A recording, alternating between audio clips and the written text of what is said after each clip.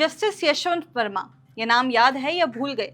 चलिए, अगर भूल गए हैं तो हम याद दिला देते हैं। ये वही यशवंत वर्मा हैं जिनके घर से भारी मात्रा में कैश बरामद हुआ था। ये पूरा मामला 14 मार्च 2025 को दिल्ली में जस्टिस वर्मा के सरकारी आवास पर आग लगने की घटना से जुड़ा है। आग बुझाने के लिए पहुंचे दमकल कर्मियों और पुलिस कर्मियों ने वहां एक स्टोर रूम में से कई करोड़ रुपए की अधजली और जली हुई नकदी बरामद की थी। अब इस मामले में आज सुप्रीम कोर्ट ने सुनवाई हुई है और कोर्ट ने यशवंत वर्मा को फटकार लगाई है और इस पूरे मामले में क्या दलीलें दी गई हैं उनको विस्तार से जानते हैं। लेकिन उससे पहले आपको बता दें कि इस मामले में अब तक क्या क्या हुआ। नमस्कार, आदाब, आप देख रहे हैं द हिंदी टॉप और मैं हूं आपके साथ सामिया खान। नकदी मिलने के तुरंत बाद सुप्रीम कोर्ट ने इस पर जांच के आदेश दिए। तत्कालीन मुख्य न्यायाधीश संजीव खन्ना के नेतृत्व में 3 सदस्य समिति बनाई गई जिसने जांच कर ये निष्कर्ष निकाला कि इतनी बड़ी रकम का पाया जाना और फिर उसका चुपचाप गायब हो जाना बेहद संदेहास्पद और योजनाबद्ध दिखाई देता है। समिति की रिपोर्ट में कहा गया कि जस्टिस वर्मा के खिलाफ कार्रवाई के लिए महाभियोग की सिफारिश की जानी चाहिए। अब आपको बता दें कि जस्टिस यशवंत वर्मा ने इन आरोपों को सिरे से खारिज करते हुए क्या कहा। वर्मा ने कहा कि जिस स्टोर रूम से नकदी बरामद हुई वो कोई निजी कक्ष नहीं था, बल्कि घरेलू सहायकों द्वारा उपयोग में लिया जाने वाला एक साझा स्थान था। कोई सीसीटीवी फुटेज नहीं है जो उन्हें सीधे इस मामले से जोड़ता हो। साथ ही कोई जब्ती रिपोर्ट या नकदी की विस्तृत जानकारी भी उपलब्ध नहीं है। वहीं नकदी की उत्पत्ति, उसकी मात्रा और उसके गायब होने का कोई ठोस रिकॉर्ड या सबूत भी नहीं है। आगे उन्होंने कहा कि उन्हें जानबूझकर फंसाया जा रहा है। अब जानते हैं कि अब तक क्या क्या कार्रवाई हुई है। देखिए, समिति की रिपोर्ट को तत्कालीन सीजेआई संजीव खन्ना ने राष्ट्रपति और प्रधानमंत्री को सौंप दिया। इसके बाद जस्टिस वर्मा से न्यायिक कार्य वापस ले लिया गया। उन्हें अप्रैल 2025 में इलाहाबाद हाई कोर्ट में स्थानांतरित कर दिया गया, जहां उन्होंने कार्यभार ग्रहण किया।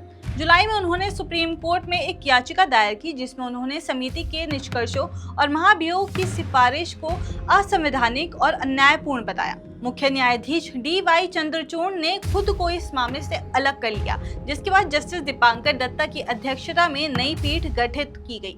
इस बीच ये मामला अब संसद में भी पूरी तरह से गरमाया हुआ है। लोकसभा में जस्टिस वर्मा के खिलाफ महाभियोग प्रस्ताव लाया गया है।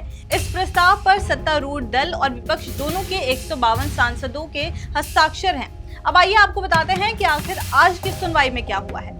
बता दें कि जस्टिस दीपांकर दत्ता की अध्यक्षता वाली बेंच के सामने जस्टिस यशवंत वर्मा की याचिका लगी। जस्टिस वर्मा से जस्टिस दीपांकर दत्ता ने कहा कि उन्हें जांच कमेटी की रिपोर्ट नहीं देखी है और उन्हें अपनी याचिका के साथ रिपोर्ट भी लगानी चाहिए थी। उन्होंने कहा कि पहले रिपोर्ट लगाइए, फिर उनकी याचिका सुनेंगे।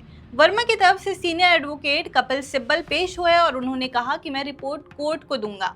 आप सुनवाई टाल सकते हैं या पहले उन कानूनी सवालों को सुन लीजिए जो हम रखना चाहते हैं।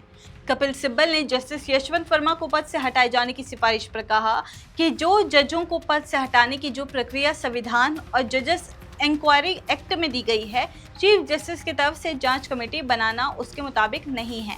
कपिल सिब्बल ने कहा कि जजों को हटाने की शक्ति संसद को संविधान के अनुच्छेद 124 के तहत दी गई है। जज को कदाचार या फिर अक्षमता के आधार पर हटाया जा सकता है।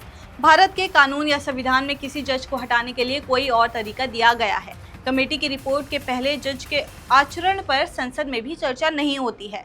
कपिल सिब्बल ने कहा कि लेकिन इस मामले में वीडियो सार्वजनिक कर दिया गया है, लोगों ने चर्चा शुरू कर दी है, कमेटी भी बना दी गई है, जो कि ये गलत था।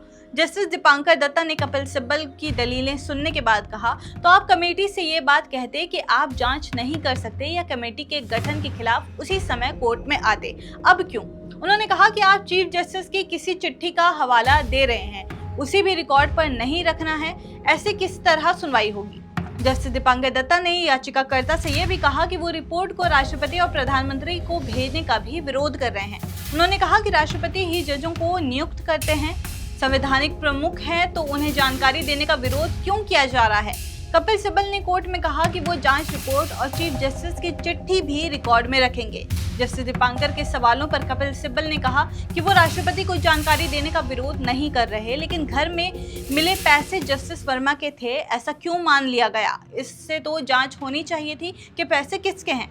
अब आप इस पूरे मामले को किस तरह से देखते हैं? क्या जस्टिस वर्मा को किसी साजिश की तरह फंसाया जा रहा है? अपनी राय हमें कमेंट करके ज़रूर बताइए और ऐसे ही और जानकारी के लिए हमारे चैनल द हिंदी टॉप को सब्सक्राइब करना ना भूलें। इसके अलावा आप हमें एक्स, इंस्टाग्राम और फेसबुक पर भी फॉलो कर सकते हैं।